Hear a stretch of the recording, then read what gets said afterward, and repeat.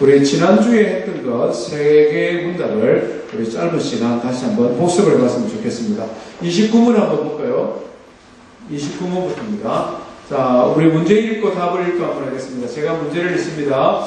우리가 어떻게 그리스도의 값주고 사신 구속에 참여하는 사람이 됩니까? 그리스도의 성령님께서 그 구속을 위해 능력 있게 작용해 주시고 우리는 그리스도의 값주고 사신 구속에 참여하는 사람입니다. 예, 이 질문은 아주 쉬운 질문입니다. 말하자면 이 질문이죠. 2000년 전에 십자가에 달려 죽으신 예수님의 사역이 오늘 우리하고 무슨 상관이 있느냐? 무슨 상관이 있느냐? 또 다른 말로 그러면 2000년 전에 십자가에 달려 죽으신 예수님의 구속 사역이 오늘 이 시기에 나에게 어떻게 효과 있게 적용이 될 수 있느냐?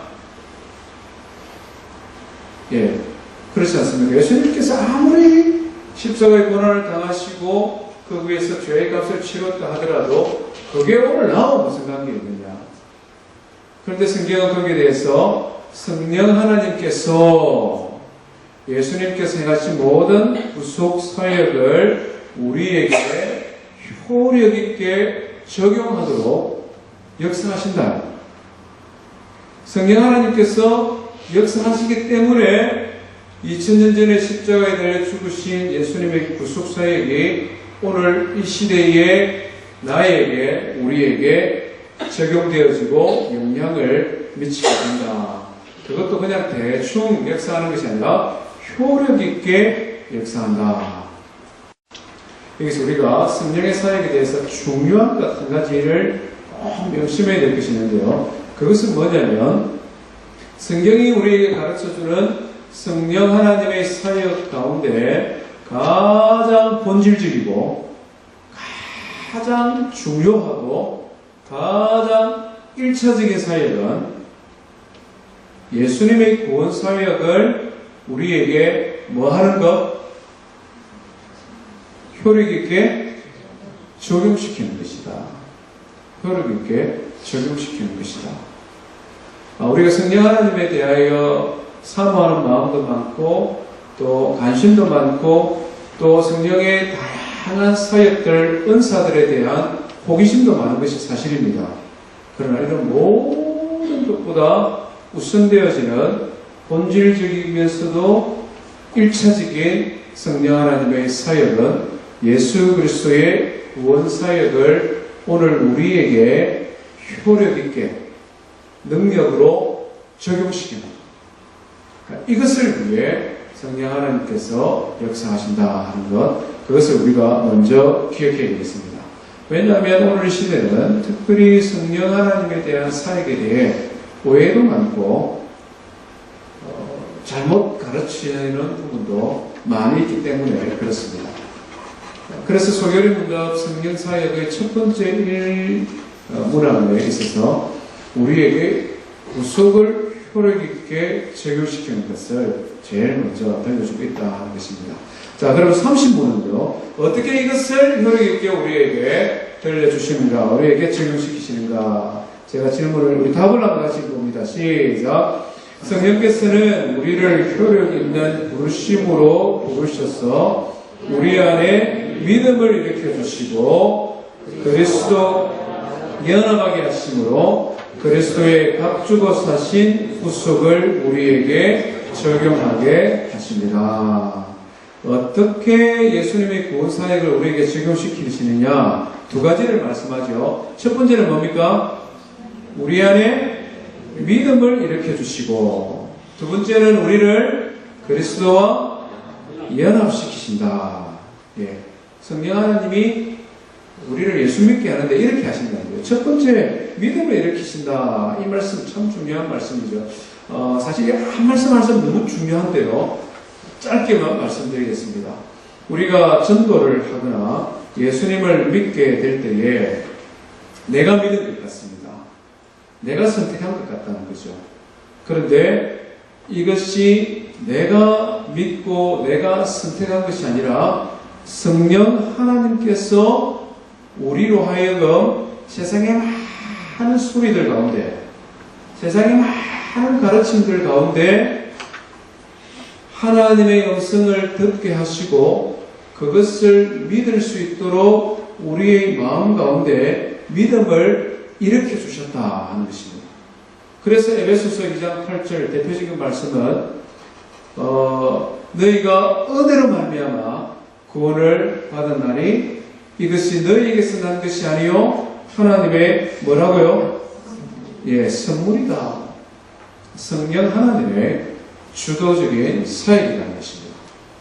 더 나아가서 우리가 하나님의 작정에서 배운 것처럼 하나님께서 창세전에 이미 우리를 선택하셨고 그 선택의 결과 하나님의 시간, 하나님의 때에, 하나님의 장소, 하나님의 방법으로 우리에게 하나님의 말씀을 들려주시고 우리의 마음의 믿음을 일으켜 주셨다는 것이죠. 두 사람이 똑같이 길을 걸어가다가 전도를 받았는데 한 사람은 예수님을 믿고 한 사람은 예수님을 안 믿는 경우들을 얼마든지 보지 않습니까? 내가 선택한 것 같지만 성령 하나님의 효과적인 부르심이다. 두 번째는 뭐냐니까요. 그리스도와 우리를 연합하게 하신다. 성령님이 우리를 효과적으로 구원을 적용하시는 방법은 우리를 그리스도와 연합하게 한다. 영어를 보면은 uniting이라는 단어를 쓰고 있습니다. uniting. 말하자면 하나가 되게 한다. 우리를 구원하여 주시는데 한 몸이 되게 해주신다. 한 몸. 누구와 한 몸이 된다고요? 그리스도. 예수님과 우리가 한 몸이 된다는 것입니다. 상식적으로 한번 생각해 보십시오.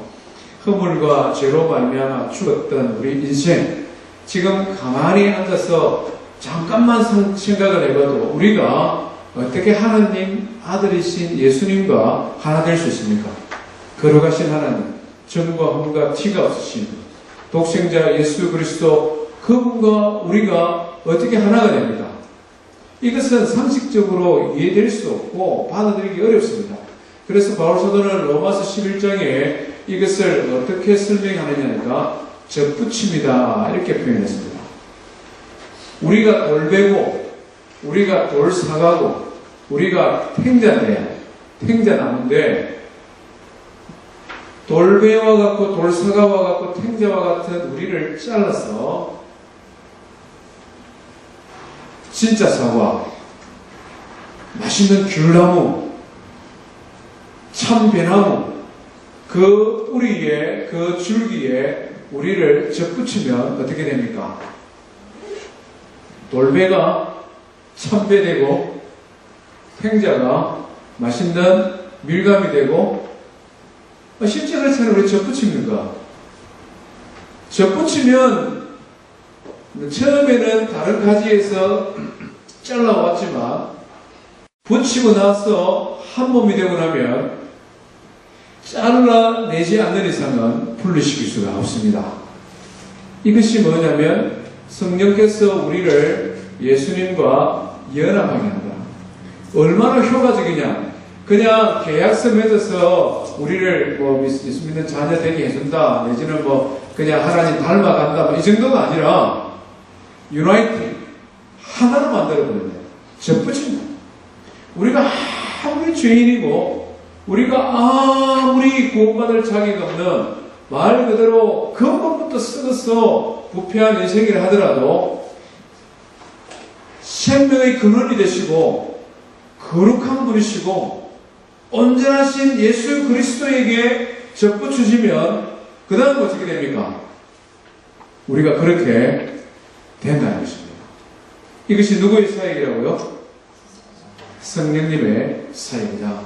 그래서 성령님으로 말미암아 예수 그리스도를 구주로 고백하고 하나님의 자녀가 된 우리는 성령님이 우리 안에 역사하심으로 말미암아 그 구원에서 떨어질 수 없고 그 구원에서 다시 잘라내지 아니하고 예수 그리스도의 구원이 온전히 우리 안에 이루어진다. 성령 하나님의 사역입니다. 31문은 어떻게 이것을 만들어 가시느냐 하는 부분인데요. 우리 다음만 한번 읽어보겠습니다. 시작.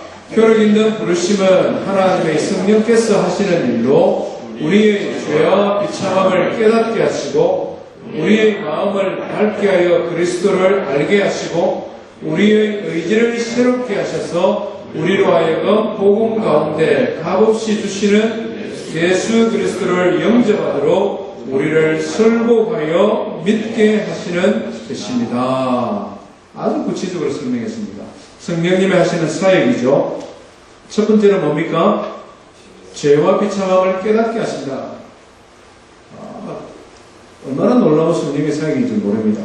우리가 잘 아는 대로 세상 사람들은 죄를 죄로 여기지 아니하고 죄를 비참하게 안타깝게 속상하게 생각도 안 합니다. 왜? 죄가 죄인지 모르기 때문에. 그런데 성령이 우리 안에 역사하시면 죄를 죄인 줄 압니다. 우리가 생명의 삶 성경 공부를 시작을 하면 제일 먼저 이걸 다루거든요. 세가족 성경 공부로 12주 동안 하는데 하나님과 우리와의 끊어진 사랑의 관계, 하나님과 우리와의 끊어진 사랑의 관계, 우리 인생이 어떤 존재냐? 제일 먼저 이걸 배웁니다. 처음에 이게 잘 이해가 안 되고 받아들이기 어려워요. 왜냐하면 나는 이 정도면 어렵고 나는 이 정도면 정직하게 잘 살아가는데 왜 내가 죄인이지? 이게 해결이 안 되는 거예요, 이게. 그런데 하나님의 말씀을 듣고 우리 안에서 성령께서 역사하시면 그것이 인정되죠. 아, 내가 죄인이구나. 죄의 결과 영원히 죽었던 죄인으로 멸망받을 인생이라는 것을 깨닫고 나면 죄에 대하여 부끄러움도 안타까움도 속상함도 그래서 다시는 죄를 짓지 말아야 되겠구나. 죄를 미워하는 마음도 생기는 감정적인 영역이죠. 우리 안에 회개가 일어나는 겁니다. 그러고 난 다음에는 무엇을 찾게 됩니까? 죄의 문제를 해결해야 되니까 예수님을 찾게 되는 거죠. 그래서 우리의 마음을 밝혀 예수님을 알게 하시고 예수님께서 죄의 문제를 해결하셨구나. 그것을 들으면 옛날에는 그게 뭐 그럴까 이렇게 생각했는데 성령께서 역사하시면 죄가 무엇이라는 것도 알게 되고 죄의 비참함도 알고 죄를 미워하는 마음도 생기고 단순히 그것만으로 해결할 수 없구나. 예수님을 믿어야 되는구나. 그걸 알게 되고 그리고는 우리의 마음, 우리의 생각을 움직여서 의지를 새롭게 하여 예수 그리스도를 구주로 영접하게 하시는 겁니다. 누구의 역할이라고요? 성령님의 역할입니다. 그래서 예수님께서도 베드로에게 이야기했죠. 너희 아버지에게서 난 것이 아니고 혈육에서 난 것이 아니고 이것은 하나님의 영으로 말미암은 것이다. 우리 관조 성경을 다 읽지는 않겠습니다만은 계속해서 드리는 말씀이 하나님의 말씀이고 우리가 구원받는 것은 우리의 지식 때문에 우리의 경험 때문에 우리의 세상적인 조건이 아니라 전적인 하나님의 은혜, 성령의 은혜로 죄가 죄인 줄 알게 되고 예수님을 알게 되고 우리의 마음을 새롭게 함으로 예수 그리스도를 구주로 영접하게 하는 것. 이것이 누구의 사역이라고요? 성령님의 사역입니다. 성령님 감사합니까? 안 감사합니까? 안 고맙습니까? 우리 성령 하나님의 사역을 그냥 묵상해 보십시오. 어쩌다가 내가 예수님을 믿게 되었는지, 어쩌다가 내 같은 게 예수 그리스도와 연합되어 한 몸이 될 수 있는 건지 한번 생각해 보십시오. 전적인 하나님의 은혜가 아닐 수 없습니다. 그래서 성경은 소결의 문답은 성령으로 하나님으로부터 말미암은 은혜요 이것이 우리에게 주어진 은혜요 축복이요 유익이다 이렇게 표현합니다. 자, 오늘 우리가 배워야 되는 내용인데요. 혈육 있는 부르심을 받은 사람들이 이 세상에서 누리는 유익이 무엇입니까? 이렇게 표현합니다. 예수 믿는 것 유익이 맞습니까? 성령님이 내 안에서 역사하셔서 내가 예수님을 믿고 하나님의 자녀가 되도록 내 안에서 능력으로 역사했는데 이것이 고마운 일 맞습니까? 이것이 왜 고마운 일이냐? 어떤 사람 이런 사람이 무슨 내가 예수 믿고 이곳을 하냐? 뭐 이런 사람들은 유익이 아니죠. 후회하는 겁니다. 그런 분들은 곰곰이 다시 생각해 보시고 잘못 판단했기 때문에 뭐 다시 결정하시든지 뭐 잘 선택해 보십시오. 어쩌다가 예수 믿는 것이 아니라 어떻게 내가 되게 예수 믿어서 이런 하나님의 은혜를 누릴 수 있느냐? 그 유익입니다. 32문부터 38문까지는 이 세상에 살면서 어떤 유익을 누립니다. 죽을 때 우리가 어떤 유익을 누립니다. 죽고 난 다음에 우리가 어떤 유익을 누립니다. 성령 하나님이 우리 안에서 능력으로 역사하셨기 때문에 우리가 받게 되는 유익에 대하여 다루고 있습니다. 이 세상에 살아가는 동안 예수 믿고 난 다음에 하나님 나라 가기 직전까지 이 세상에서 우리가 받게 되는 유익이 세 가지가 있는데요. 한번 같이 읽어봅니다. 같이 한번 읽어보겠습니다. 시작. 표력 있는 부르심을 받은 사람들은 이 생에서 의롭다 하심과 양자로 삼으심과 거룩하게 하심을 얻고 또한 그것들과 함께 오거나 그것들에게서 나오는 유익을 얻습니다. 이 세상에 살면서 성령 하나님을 통하여 누리는 유익 세 가지 뭡니까? 의롭다 하심과 양자로 삼으심과 거룩하게 하십니다. 이것도 참 중요합니다. 한번 생각해 보십시오. 우리 일반 사람들은 유익하다, 좋다, 뭐 물건을 샀는데 어떤 회원으로 가입했는데 당신에게는 이러한 베네핏이 있습니다. 이렇게 하면은 그 베네핏을 비교해보고 어느 쪽 베네핏이 더 좋은가 그걸 선택하잖아요. 세상 사람들이 말을 하는 유익, 베네핏은 뭡니까? 은행에 적용할 때는 어느 것이 이자가 더 높으냐? 베네핏이요. 그렇지 않습니까? 어떤 회원 멤버십에 가입을 하면은 그 멤버십을 가진 사람이 할 수 있는 일이 종류가 얼마나 있느냐? 이런 것이 유익입니다. 베네핏입니다. 일반적으로 사람은 어떤 종교를 가지면 어떤 유익이 나겠느냐? 부자 됩니다. 건강합니다. 남편 승진합니다. 자식들 대학에 무조건 합격합니다. 막 그런 거 유익이 대단해 보입니다. 일반적으로 세상의 종교는 그렇게 말을 하죠. 유익, 종교의 유익. 예수 믿는 사람들은 예수 믿고 난 다음에 어떤 유익이 있습니까? 나는 예수를 믿는데 나의 마음이 너무나 편안해요. 예수 믿고 나니까 이웃에 너무 좋은 사람들이 많이 생겼어요. 예수 믿고 나니까 하나님 말씀 배우는데 그 말씀이 참 재밌어요. 보통 우리 신앙인들은 예수 믿으면서도 예수 믿고 난 다음에 얻게 되는 유익을 마음이 편하다, 좋은 친구가 생긴다, 위로를 받는다, 하나님 앞에 기도하는데 마음이 따뜻하다, 은혜를 준다, 예배 드리는데 나의 마음이 감동이 된다, 눈물이 흐른다, 이런 걸 저는 많이 생각합니다. 그런데 정말 하나님께서 우리에게 주고 싶은 것, 정말 하나님께서 예수 믿는 하나님의 자녀들이 이 세상에서 이게 바로 유익이야 이렇게 말씀하시는 것은 조금 다른 거예요. 뭡니까? 어렵다 함과 양자삼음과 거룩하게 하십니다. 도대체 이게 뭐냐? 도대체 뭐냐? 뭐길래 이게 그렇게 하나님이 우리에게 그만큼 주고 싶어하는 유익이 뭐냐? 한번 읽어봅니다. 어렵다 하시면 시작. 어렵다 하시면 하나님께서 값없이 주시는 은혜의 행위이고 이로써 그분이 우리의 모든 죄를 용서하시고 우리를 자기 앞에서 어렵다고 여겨주십니다. 이것은 오직 그리스도의 의를 우리에게 돌려주시는 일이고 우리는 믿음으로 받습니다. 우리가 그냥 익숙하게 들어서 알고 있는 칭의라는 것입니다. 의롭다는 것. 예수 믿고 우리가 받게 되는 제일 크고 중요한 첫 번째 유익은 너 이제부터 죄 없다 인정해 주는 겁니다. 이것은 법률적인 용어입니다. 법률적인 용어. 재판석의 판사가 성령께서 우리를 예수 믿게 하고 그리스도와 연합되고 나면 그 다음에 하나님께서 제일 먼저 우리에게 주시는 베네핏 넘버원, 이제부터 너희들은 죄 없다. 하나님께서 죄 없다고 하는데 하나님 세상의 심판주 되신 그분이 너 이제 죄 없다. 죄인에게 듣고 싶은 말, 죄인이 가지고 싶은 최고의 선물 뭡니까? 오늘 신문에 보니까 1조 몇천억 원 사기친 사람이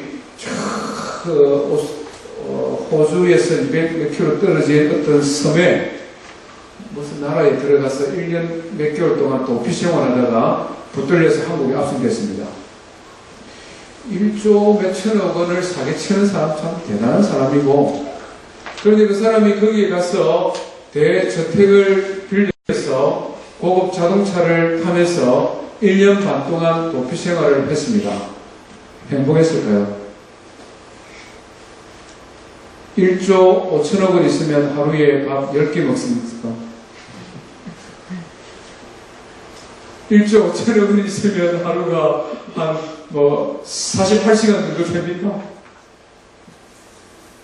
솔직히 말하면 나는 그 사람 하나도 안 부러줍니다. 눈곱만큼도 안 부러워요. 1년 6개월 동안 얼마나 괴로웠겠습니까? 좋은 차 타고 대저택에서 은행에는 1조 5천억이 있는 자기랑 몇천 불 있는 나랑 똑같잖아요, 솔직히 말해서. 그런데 저는 새벽 일찍 일어나서 기도하고 밤 되면 피곤하면 편안하게 잠 잘 잡니다. 그런데 이 사람은 낮에 잡으러 올리나 밤에 잡으러 올리나 누가 나를 지금 잡으러 올리나. 죄 지은 사람은 그 죄의 문제를 해결하기 전에는 마음에 평화가 없습니다. 절대 있을 수 없습니다. 그런데 하나님 우리에게 주시는 첫 번째 넘버원 베네핏은 이제부터 너희들은 죄 없다. 이것이 우리가 착한 일을 많이 해서 죄값을 치르려 하면 얼마나 힘들겠습니까? 이것이 우리가 선한 행위를 많이 해서 돈을 주고 갚으려고 하면 얼마나 우리가 힘들겠습니까? 그런데 뭐라고 말합니까? 그리스도의 의를 우리에게 돌려주시는 일이고 우리는 믿음으로 받습니다.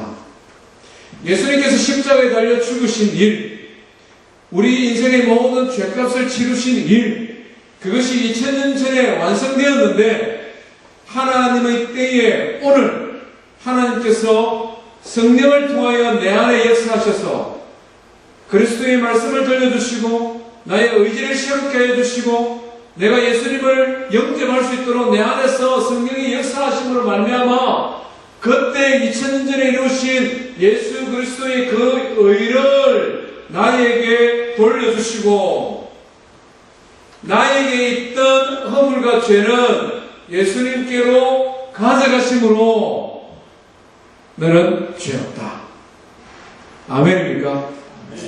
하나님과 우리 사이에 하나님께서 거래를 트셨는데 내가 무슨 자격이 있고 능력이 있고 내가 뭔가 가치가 있는 존재라서 하나님이 거래를 트신 것이 아니라 은혜의 행위로 하나님께서 우리를 불쌍히 여겨주시고 사랑해 주셔서 전적인 은혜로 나에 있는 죄는 가져가시고 예수 그리스도의 의는 나에게 주심으로 죄 없다 선언해 주시는 것. 하나님이 예수 믿는 우리에게 주시는 첫 번째 베네핏입니다. 그 무엇과도 비교할 수 없고 그 어떤 것보다도 소중한, 우리는 지금은 이 효력에 대하여 조금밖에 모릅니다. 그러나 우리가 하나님 앞에 섰을 때에 요한계시록에 말씀하는 백보자 심판대 앞에 섰을 그때에 우리는 확실히 알게 됩니다. 이 하나님 주신 베네핏이 얼마나 대단한 베네핏인지. 두 번째예요. 성령께서 우리에게 허락하시는 베네핏이 있는데 그 베네핏은 뭐냐면 우리를 단순히 죄 없다 선포하는 것으로 끝나는 것이 아니라 우리를 양자로 삼아주셨다. 같이 있습니다. 시작. 양자로 삼으심은 하나님께서 값없이 주시는 은혜의 행위이고 이로써 우리가 하나님의 자녀의 수에 들게 되고 자녀의 모든 특권을 누릴 수 있게 됩니다. 양자 되는 거죠. 접붙여서 아들이 되는 것입니다. 여기서 두 가지 우리가 살펴야 되는 것이 있는데 첫 번째는 하나님의 자녀의 수에 들어가게 되고 두 번째는 자녀의 특권을 누리게 된다. 자녀의 수에 들어가게 되고 이게 무슨 말일까요? 어떤 사람은 사랑의 하나님께서 믿는 사람 믿지 않는 사람을 구별해 놓고 구원받아야 될 사람 구원받지 않는 사람을 정해놓았다는 걸 자기는 받아들일 수 없습니다. 하나님은 사랑의 하나님이시기 때문에 모든 사람을 다 구원하실 것입니다. 그러면서 자기 마음대로 죄 짓습니다. 그 사람은 자기가 생각하는 하나님이에요. 성경에서 말씀하시는 하나님은 너무나 분명하게 말씀하시는데, 구원받을 백성과 받지 않을 백성, 구원받은 하나님의 자녀의 총수 하나님께서 정해놓으셨습니다. 우리는 그것을 알지 못합니다. 몇 명인지, 언제 어떻게 하나님께서 부르시는지 우리는 그것을 알 수 없습니다. 그러나 분명한 한 가지는, 하나님께서는 모든 피조물들, 모든 인생을 창조하셨으나 모든 인생들이 구원받는 것은 아니라는 것입니다. 성령께서 우리 가운데 역사하심으로 예수 그리스도를 우리를 믿게 하시고 그분을 통하여 누리게 되는 두 번째 베네핏은, 너는 구원받은 하나님의 자녀로 그 택함받은 수에 들어가게 되었다. 그것을 우리에게 말씀해 주시는 것입니다. 확정해 주시는 것입니다. 도장을 꽝 찍어 주시는 것입니다. 두 번째는요, 자녀의 특권을 누린다. 특권이라는 말은 굉장히 조심스러운 부분이 있습니다. 부작용도 있고 또 순작용도 있습니다. 대통령 아들을 특권해서 나쁜 짓 골라가면서 하는 친구들도 있지 않습니까? 아버지의 권세를 잘못 오용하는 것이죠. 그러나 선용하면 어떻습니까? 힐러리 클린턴의 딸이라든지, 요즘 한참 미국 대선에서 하는 트럼프입니까? 이 사람들 딸들, 대통령의 딸들이 요즘 얼마나 잘 나가는지 모릅니다. 가만 보면 뭐 특별히 한 것도 없고, 이제 막 공부 마치고, 이제 막 직장 생활 정도 해야 되는 사람인데, 아버지의 유명세를 등에 업고, 연설도 하고, 자선단체에 들어가서 활동도 많이 하고, 얼마나 그들이 동년배의 나이에 비하여 뛰어난 영향력이 있는 일을 많이 하고 있는지 모릅니다. 뭐 어떤 사람은 그런 걸 기분 나쁘게 생각할지 모르지만, 불법을 행하지 않는다면 특권을 잘 행사하는 거죠. 나쁜 일을 쓰지 않으니까. 하나님의 자녀로서 특권을 누릴 수 있다. 뭐 어떻게 특권일까요? 우리가 하나님의 아들, 영접하는 자, 곧 그 이름을 믿는 자에게는 하나님의 자녀가 되는 권세를 주셨으니, 요한복음 1장에서 말씀하지 않습니까? 하나님의 아들, 자녀로서의 권세가 뭘까요? 여러 가지가 있는데요. 성경이 강조하는 두 가지를 말씀드리면, 하나님을 뭐라 부를 수 있다? 하나님을 아빠, 아버지라고 합니다. 엄청난 권세요, 특권입니다. 이것이 가능하기 때문에 우리는 하나님께 뭐 할 수 있습니까? 하나님께 기도할 수 있습니다. 하나님을 아버지라 부를 수 있기 때문에, 하나님을 아빠라 부를 수 있기 때문에, 하나님과 우리 사이에 중보자, 다른 중보자가 필요 없는 겁니다. 뭐 성자의 이름으로 기도하고, 마리아의 이름으로 기도하고, 굶어가면서 기도하고, 자기 몸을 학대하면서 기도, 이런 거 다 필요 없습니다. 왜? 하나님의 자녀가 아빠니까 내가 아버지 이름 부르겠다는데 특권입니다. 이 특권을 많이 행사하시기를 바랍니다. 바울 사도는 이 특권에 대하여 강조를 굉장히 많이 했습니다. 바울 서신서를 한번 읽어보십시오. 갈라디아서 4장 6절에 너희가 아들임으로 하나님이 그 아들의 영을 우리 마음 가운데 보내사 아빠 아버지라 부르게 하시느니라. 하나님을 아빠라 부른다. 다정하게. 옛날에는 우리는 하나님의 주인이요, 하나님은 우리를 다스리는 분이시고, 우리는 죄의 짐 때문에 하나님 보면 두려워서 도망가야 되는 존재고, 그런데 예수 믿고 구원받아 자녀가 되니 하나님 아버지 하고 달려갈 수 있는 완전히 변화되어진 베네핏이죠. 로마서 8장 14절 이후에도 이렇게 변합니다. 다시는 무수하는 종의 영을 받지 아니하고 양자의 영을 받았으므로 우리가 아빠 아버지라 부르시느니라. 성령이 친히 우리 영과 더불어 우리가 하나님의 자녀인 것을 증언하십니다. 우리가 하나님을 아버지라 부를 때에 하나님을 아버지라고 많이 부르는 사람은 많이 부를수록 그 사람은 뭐한 사람입니까? 성령에 충만한 사람. 성령 충만한 사람의 특징이 뭐 다른 데 있는 게 아니에요. 성령 충만한 사람은 입만 열면 하나님 아버지를 부르고 그게 너무 자연스럽고 하나님 아버지 부르면서 그냥 달려가며 감격하는 사람, 성령 충만한 사람. 성령의 역할이 그거니까. 성령 하나님의 역할이 성령의 친히 우리 영과 더불어 우리가 하나님의 자녀인 것을 정언하시니 날마다 하나님 아버지 부르는 사람은 성령 충만한 사람. 다른 증거가 필요 없다. 성령의 역할이라는 거죠. 두 번째로 성령 하나님이 우리 가운데 주시는 베네핏은 뭐냐면요. 하나님의 자녀로서 영원한 기업을 상속받게 된다. 아들이니까 아버지 기업을 상속받는 건 당연하죠. 아들이 받는 건 당연합니다. 로마서 8장 17절에 자녀이면 또한 상속자 곧 하나님의 상속자요 그리스도와 함께한 상속자니 상속자라는 표현을 성경은 많이 사용하고 있습니다. 요즘 한국은 금수저, 은수저, 동수저, 흑수저도 있대요. 흑수저도. 우리 선배님들은 무슨 수저 받고 태어나셨습니까?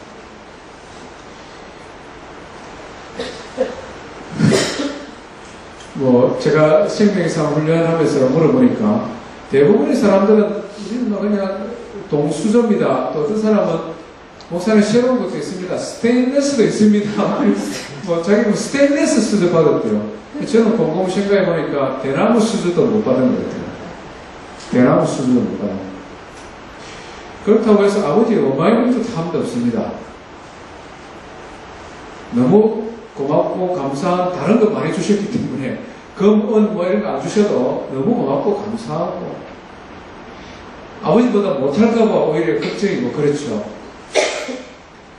근데 저희 유실의 아버지가 저에게 주신 금수저가 하나 있는데 그건 뭐냐면 하나님 아버지를 저한테 또 주셨어요. 아버지께서 예수님 믿고 그 아버지 기도로 태어난 아들 아닙니까? 아마 마음은 이러신 것 같아요. 나는 너에게 금수저, 은수저, 동수저도 줄 거 없지만 하나님 아버지 너한테 물려줄게. 이랬었던 것 같아요. 느낌이. 그럼 제 생각이 그렇다는 말씀입니다. 하나님 아버지가 온 땅의 창조주시오, 통치자시오, 특별히 지금 우리가 죽으면 돌아가게 될 영원한 하나님 나라의 주인이십니다. 그렇기 때문에 그 앞에 가면은 우리는 뭡니까? 전부 다 금수저 받은 사람들. 너 말했어. 말하자면 천사 아담 미가엘이 딱 묻는다. 그럼 우리 뭐라 하겠습니까? 우리 아버지 집인데요. 그러면은 천사는 미가엘이 어서 주시오. 이 땅에서 수고 많았습니다. 다른 거 필요가 없습니다. 왜? 아버지의 아들이니까. 천국을 상속받으러 왔으니까. 이것이 아들로 양자로 부름받은 자녀들이 누린 특권입니다. 그 외에 세상에서 살아가면서 우리가 기도할 때 응답해 주시고 우리가 외로울 때 격려자가 되어 주시고 성령 하나님께서 우리에게 강의 은사를 베풀어 주셔서 하나님을 섬기고 이런 것들은 다 그 다음 순이에요. 이미 제일 중요한 거 죄 없다. 너는 나의 아들이다. 이건 이미 주셨고 그 다음에는 나머지는 다 더불어 주는 것이 않습니까?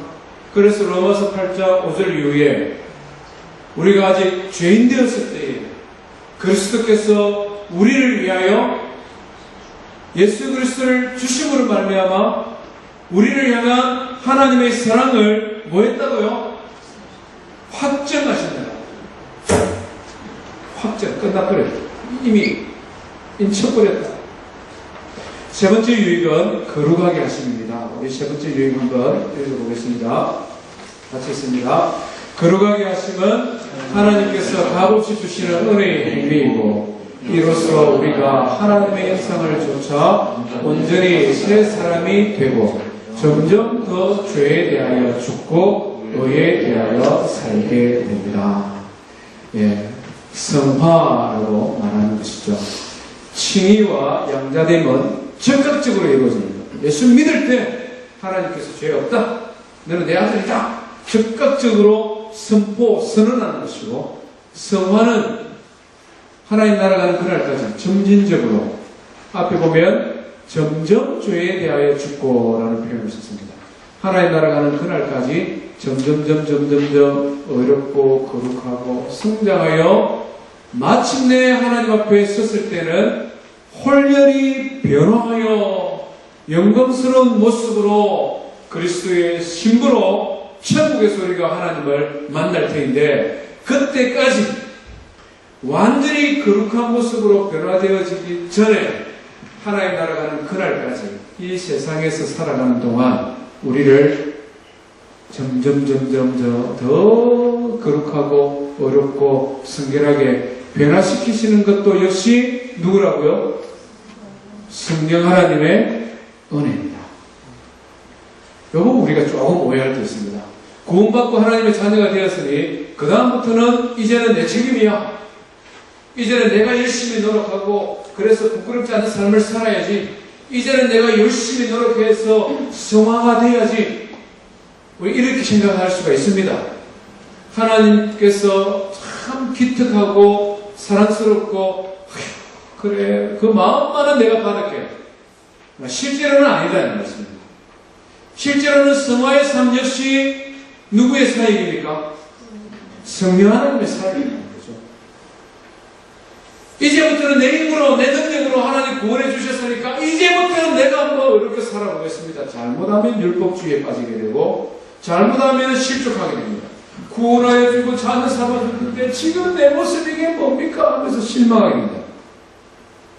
아니다. 이건 역시 성령 하나님의 은혜 사역입니다. 성령 하나님께서 우리 가운데 역사하십니다.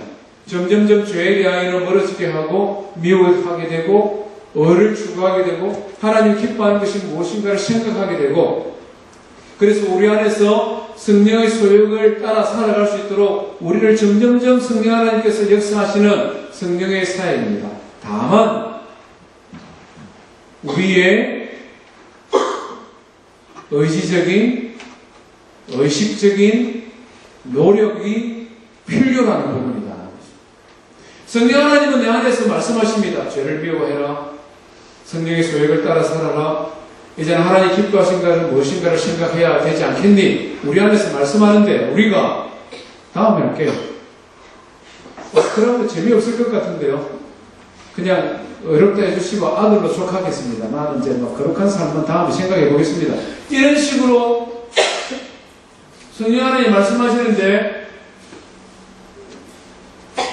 순종 안 하고 그냥 죄송합니다 이렇게 표현 있어서 개기버리면 막 개기고 막 하나님이 우리에게 사인을 주시고 감동 주시는데도 막 마음을 완악하게 안 듣고 막 이렇게 하면은 아무리 성령께서 일하시고자 해도 변화가 없고 변화가 더딜 뿐이죠.